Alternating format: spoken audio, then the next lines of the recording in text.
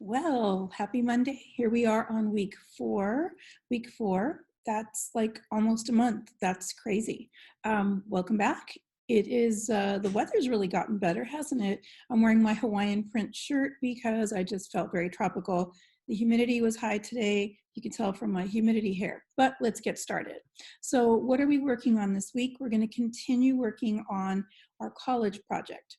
If you have not done so, you might want to start with the article in Avid. There's an article today in Avid. That article gives a little bit of background about why we're a little bit concerned about students and getting into college and being ready for college. I know a lot of students have not been doing their work on time, so I'm getting a lot of late work, which is okay as long as I do need to get it. And all those missing pieces of work are going to affect your overall score. So just be really careful about that. Make sure you keep up. And some people are a little confused. Maybe you aren't watching the videos first. So hopefully you found this video in the stream. When you log into Google Classroom, the very first thing it brings you to is the stream. At the top of the stream, you have the title of the class, and you have the code, the class code. And then underneath all of that information is kind of like your lessons, or what I would say to you in class. Then you have to go to classwork, and you're going to click up above in Google Classroom, next to stream, it should say classwork. And so when you click on classwork, you have to kind of scroll down, because remember, everything is backwards in Google Classroom. So the most recent thing is on top, the older ones are at the bottom. So you have to kind of go by the date. And I have them listed as day 1, day 2, day 3, all the way up to whatever we're on, day 16 now. So make sure that you're trying to keep track. I'm also going to go ahead and add an assignment, which is the to-do list. The only reason it's an assignment is so that each of you can get a copy, and you can click off things. You can even add stuff. If there are things you know you need to do, you can add them on there, or you don't even have to use it at all. You can turn it in if you want, but there's no points attached to it. So turning it in doesn't really do anything. I'm trying to not put a due date so that it doesn't show missing, because I don't want parents to think it's something missing. To-do lists are for you entirely. You don't have to use them. It's up to you. Some people like it because they can stay organized, and some people don't. So the one for this week is going to have both Avid and ELA, because now Avid and ELA are kind of together. Everything we're doing is going to be for the college project for the next couple weeks. So let's go ahead and get started on that, and try not to fall behind, because this is a big one. If there's other assignments you haven't done, I would finish those and then come to this, because you can get lost in this assignment. You can spend a lot of time or a little bit of time. It's going to be up to you. And the end product will, your points at the end are going to show. But I would try to get all of the other assignments done and turned in. Some of you have not turned in your assignments from the very first assignment for the trimester, which was the Define STEM product, the backpack articles that you were supposed to read, and you had to create an outline, and then you had to write an essay. I have a lot of people missing those. So if you think you might have almost finished it, you might want to go back and finish that and turn it in, because there are a lot missing. All right, so let's go ahead and get started. So I'm going to go ahead and share my screen, and we're going to talk a little bit today about our college project. So get ready to research, report, and present. Part of these slides, so this is going to be one big set of slides that I'm going to put out for you guys to look at whenever you want to. Everyone will get a copy. It might be with the to-do list, so that you can actually access it anytime you want. You don't have to come back to the video. So let's go ahead and get started. And some people ask the question, and I totally understand, you should ask the question, but why? Why are we doing this? What's the purpose for this project? Because it's a huge one. So let's kind of go over it. First of all, let me get out of the way of the words here. First of all, it is a research report, and research report is part of 8th grade standards. The first standard is W8.2. So W stands for writing. Write informative text. So it's you're writing text, you're writing essays to inform people. That's different from our narrative, and it's different from our argumentative. The other standard is writing, W8.7, conduct short research projects. I'm going to be honest with you, research projects are going to be a big part of high school, especially towards the end of high school, and definitely a huge part of college. Almost everything, every class, no matter what subject, no matter what you're doing, you're going to have to do research projects. So it's good to learn how to do them now so that you don't forget. And you're more than welcome, you know, before you leave Keppel Academy, you may want to share a lot of the work that you've done or some of these videos if you can figure out how to, you know, how to share them with your personal Gmail. You'll have them for next year. That might help you. You never know.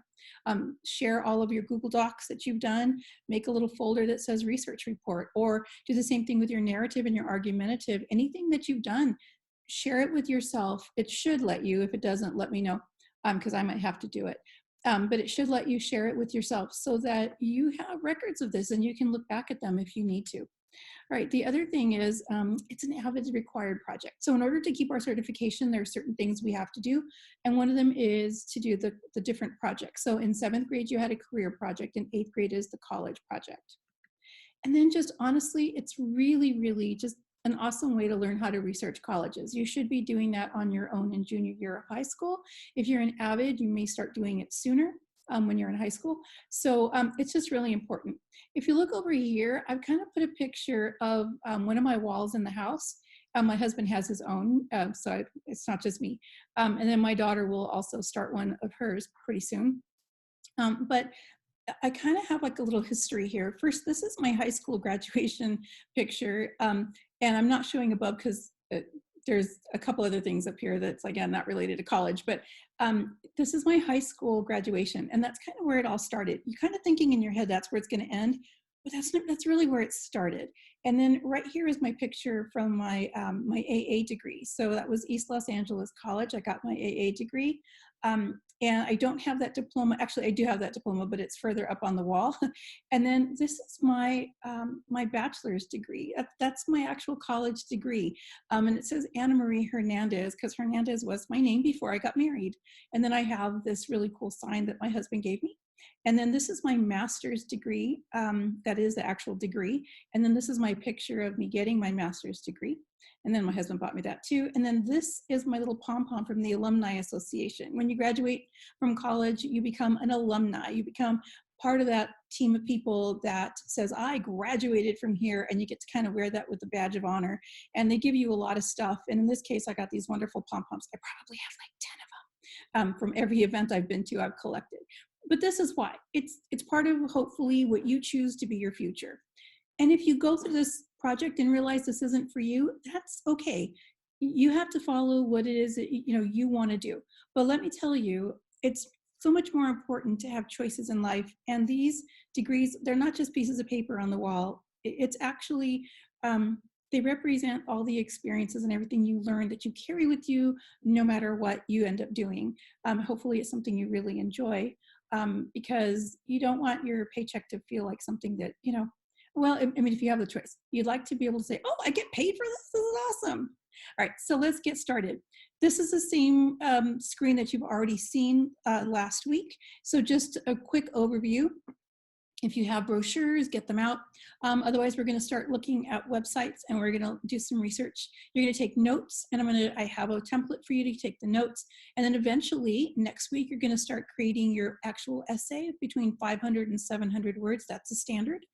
Some of you may end up wanting to write more. I guess that's okay, but remember, I have to read these. So, and I don't want them to take me a month because it has done that in the past. And then we're going to learn how to do cover pages and insert photos in the text and add a bibliography. Those are really important skills. And then you're going to get a score for the essay in English language arts. You're also going to create a presentation in Google Slides instead of doing a college board. Obviously, there's no way to do the college board, and I don't want you guys to have to worry about printing and buying boards. Don't do it. We're going to do Google Slides, and we're going to take it step by step, and I'm going to show you how to do everything. So just be patient.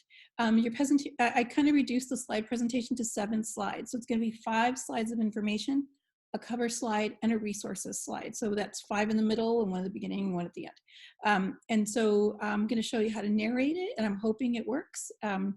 and because we'll have to have somebody test it on Chromebooks. It should work. I'm going to show you how to do it, and hopefully it'll be fun. So the score for your slide presentation is going to be the AVID part of the grade.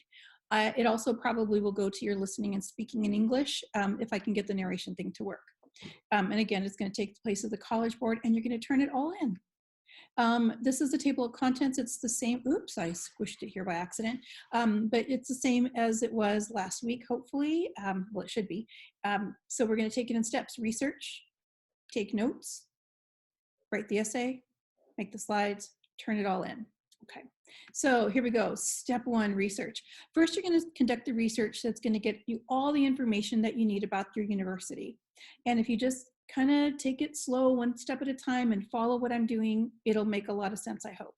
So first, you're going to take out any materials that you have. So if you have brochures that you got from your university, please take them out.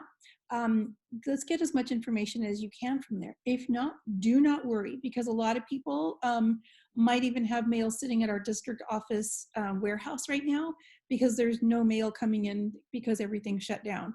It's all sitting in the warehouse, and if I can get it to you next year, if we get it, I will get it to you next year. We're also going to look at a few websites, petersons.com, niche.com, and I want you to go back to the UVisit site that we saw. Hopefully you did the assignment that you did in the counseling page, but I have a direct link to that. So we're going to go see if you can find a college tour of your university. And then we're also going to definitely go to our university's website. This is not a choice. You must do all of them, because I want you to have more than one resource. And we're going to go to the .edu site. I'll explain that when I do the examples. You're going to explore the site for information to fill in your notes, and you're going to click around to different parts of the site, which is probably the hardest part, because every university has something completely different. I've had students say, well, what do I click on to find this? I don't know. There's hundreds of universities out there, maybe even thousands in the world, if you count them. You're going to have to click. You're going to have to do the research. You have to figure it out. It might not be easy.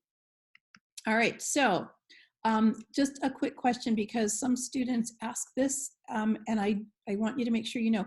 Can you interview someone? Yes, if you know somebody who went or currently attends the university that you're actually researching, you can ask them a question or two. You can ask them what makes their university great, what makes campus life great, what do you like the most about your university? And you can actually add that as a different section, or you can put it in to one of the other sections. And when we get to doing the outline, you'll see what I mean by that. You'll also have to properly quote them. You have to use a proper citation. So you got to use the quotation marks, and then there's something to put in parentheses afterwards. We'll teach you how to do all that. And then you have to also include it in your bibliography page. For now, if you do ask people those questions, what did you like about your college? What makes your college great? Anything like that, make sure you write down the date that you interviewed them and their full name, because you're going to need that for your resources. Can you work with somebody? Well, ordinarily, if we were in class and I were watching, I would say yes. But unfortunately, we are not sitting together. Hopefully you're socially distancing unless you're related to each other and live in the same house. But you may not work with another student in our 8th grade class. Let me repeat that. You may not work with another student on this project. Every student must do their own research and must do their own writing. And they have to do their own slide presentation. If students have too much that's identical, or information that is exactly the same as the information on another person's web report or their slides, even if it's changed around, I'm going to have to give you guys zeros. You have to have academic integrity. Everybody has to do their own. You cannot share, not on this one. We really need to be able to do it because it's a standard. I've got to make sure that you can do it on your own. And you're really just cheating yourself if you're copying somebody else's work. So let's not do that.